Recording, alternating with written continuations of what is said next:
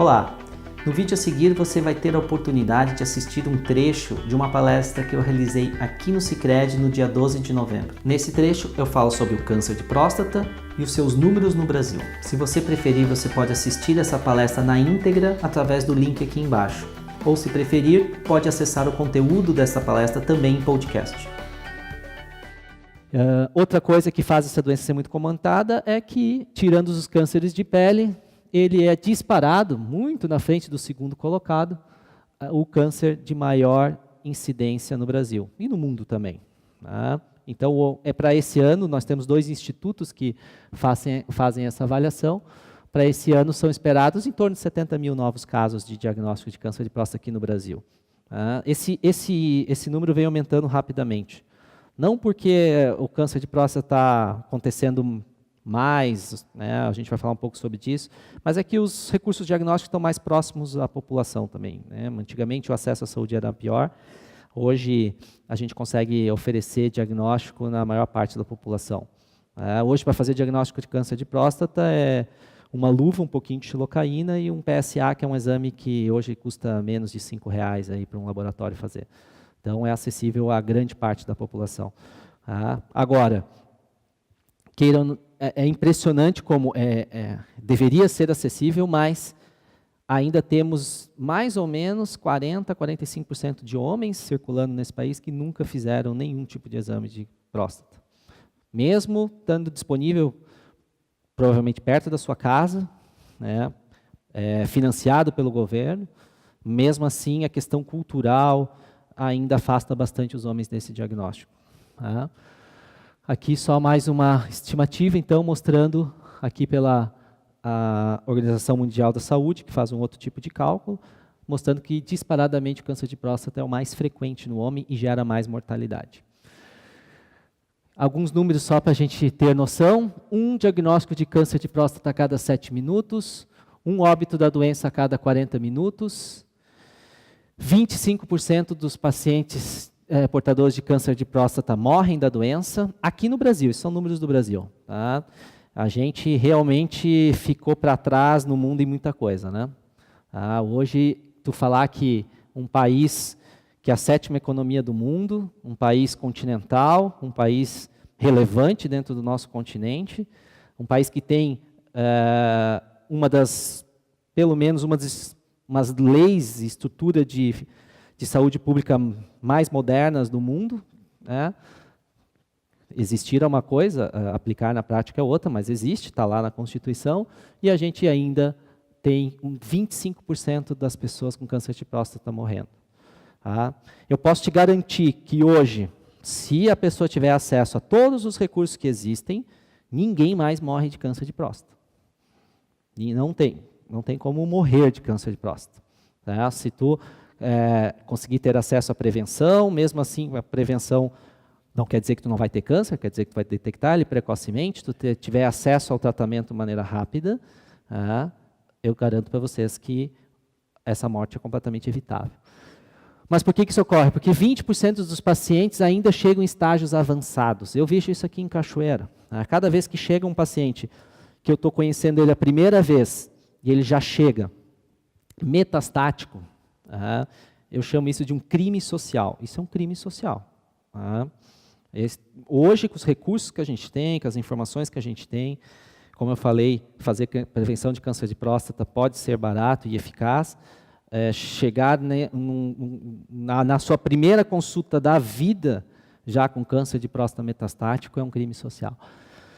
Porque quando os sintomas aparecem, 95% das vezes já está em fases adiantadas. Tá? Então, claro, temos a parte social, mas a parte cultural a gente tem que mudar um pouquinho também. Ontem eu estava lá na UBRA fazendo uma palestra para jovens, né? E depois de mim, um psicólogo foi falar sobre as questões culturais, por que o homem tem essa dificuldade diferente da mulher em ir ao médico, porque ele tem essa posicionamento de quem procura acha, né? Eu achei muito interessante a abordagem dele e aprendi bastante com aquela palestra, ele falando que realmente a gente, desde pequeno, o homem é criado como ou pelo menos é incentivado a ser um ser forte, alguém que não pode falhar, alguém que tem o dever de ser forte em todos os momentos. Então, não é. Eu sempre achava assim, o homem não se preocupa com isso. Ao contrário, ele se preocupa demais. Internamente, todos se preocupam. Só que o fato de não procurar o tratamento é justamente porque, se encontrar a doença, tá, demonstrar fraqueza perante a doença é algo que é difícil de ser aceito pela sociedade, essa sociedade com essa cultura mais machista. O homem que tem um diagnóstico de câncer tem que se afastar do seu trabalho, tem que demonstrar fraqueza, que é natural, isso é muito difícil. Então, são questões culturais que ainda temos que transformar. Tá? Os recursos estão aí, a informação está aqui, mas a cultura, às vezes, ainda impede que muitas pessoas acessem a isso. Fatores de risco para essa doença, é importante cada um tentar identificar esses fatores dentro da sua história.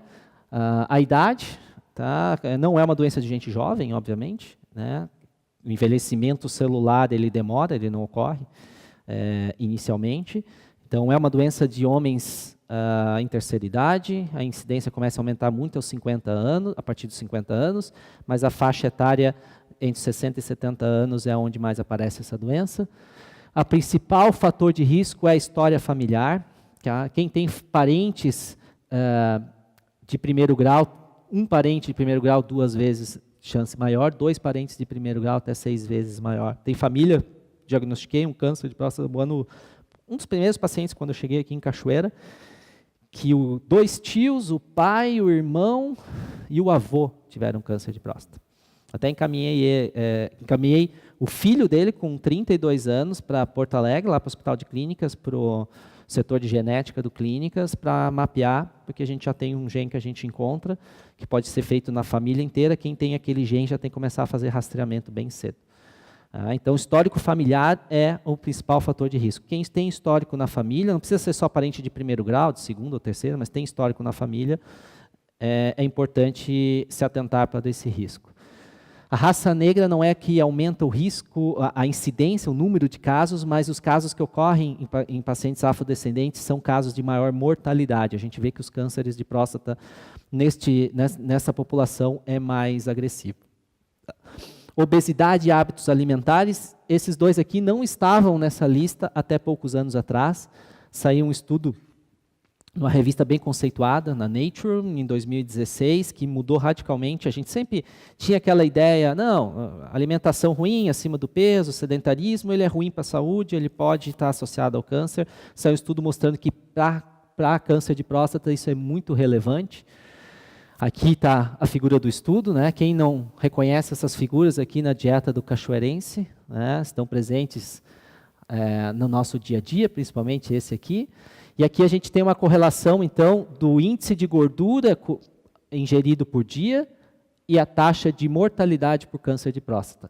O Brasil não está aqui, isso eu faço um asterisco. O Brasil não gera dados. Nós não pesquisamos. Nós atendemos, eu fiz um levantamento agora ali, mais de 3.000 casos diagnosticados de câncer aqui em Cachoeira. Eu não sei te dizer nem qual é o câncer mais frequente, qual é a idade, se eles chegam em estado avançado ou não. Os dados se perdem. Né? Isso é um absurdo. Como vi, medicina de precisão, ela precisa de dados. Se a gente não tiver dados para jogar num computador, para o computador nos ajudar, a gente não vai conseguir fazer isso. Tá? Então, esse é o primeiro grande passo. A gente, claro, eu falo como médico, a vida do médico é alucinante, pessoal. Tu acorda de manhã e não sabe que horas vai dormir, tu não tem final de semana, e realmente tu parar, às vezes tirar um pouquinho do pé, dar um passo para trás, para coletar dados, para formatar o sistema de saúde, é muito difícil. Né? A gente precisa de ajuda. Né? Outras pessoas, não médicas, nós temos que nos unir, cada um fazer um pouco da sua parte. E a causa óbita. Deveria ser uma vontade própria, que isso nos ajuda muito, né? Mas eu entendo que a nossa cultura tem que mudar também. Também, eu acho que isso aí, assim, o Sim Câncer não se conseguiu, desde 2005 até hoje. Tem uma plataforma pronta. Prontinha, só lançar os dados. E a gente não consegue alimentá-la, né?